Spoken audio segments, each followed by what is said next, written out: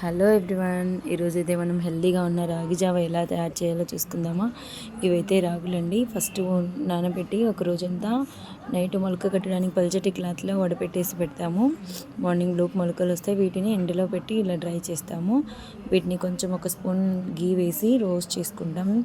Dry roast చేసిన తర్వాత చల్లారబెట్టేసి ఇలా పౌడర్ చేసుకోవాలి. కావాల్సిన వాళ్ళు వీటిలో డ్రై ఫ్రూట్స్ కూడా యాడ్ చేసుకోవచ్చు. హెల్తీ అండి. సమ్మర్ స్టార్ట్ అయింది కదా, చాలా హెల్తీ ఇవి. ఈ పౌడర్తో ఇప్పుడు మనం రాగి జావ ఎలా తయారు చేయాలో చూసుకుందాం. ముందుగా ఒక పొడవాటి మందపాటి గిన్నె పెట్టి ఒక గ్లాస్ నీళ్ళు వేసుకోవాలండి.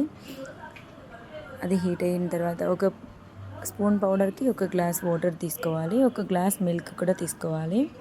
ఇలా మందపాటి గిన్నెలో పెట్టిన తర్వాత కొన్ని గ్లాస్ వాటర్ కొంచెం హీట్ అయిన తర్వాత పాలు వేసుకోవాలి. ఆలోపు ఇక్కడున్న పౌడర్లో కొన్ని వాటర్ వేసి మిక్స్ చేసి పెట్టుకోవాలి. ఎలాంటి చిన్న చిన్న ఉంటలు వస్తాయి కదండి, అలాంటివి ఏం లేకోకుండా అలా చేసి పెట్టేసుకోవాలి.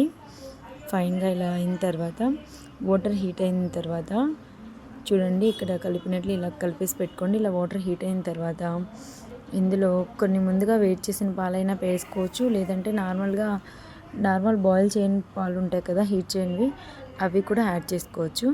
ఇప్పుడు నేనైతే వేడి చేసి పెట్టుకున్న పాలు యాడ్ చేస్తున్నాను, ఒక గ్లాసు. ఇది కొంచెం బాగా మరిగిన తర్వాత వీటిలో మనం ముందుగా కలిపి పెట్టుకున్న మిశ్రమం ఉంది కదండి, రాగిపిండి పౌడరు, ఆ పౌడర్ని ఇందులో యాడ్ చేయాలి.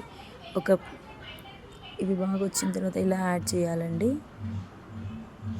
కొంతసేపు ఇలానే మిక్స్ చేస్తూ ఉండాలి కంటిన్యూగా, లేదంటే ఉండలు కట్టిపోతాయి. ఇవి కంటిన్యూగా కలుపుతూ ఉండాలి. తర్వాత పిల్లలైతే నార్మల్గా మనం సాల్ట్ వేస్తే తాగరు కదా, కొంచెం బెల్లం వేసుకున్నామంటే బాగా తింటారు. కొంచెం స్వీట్ తగిలిందంటే పిల్లలు ఈజీగా తినేస్తారు కదా.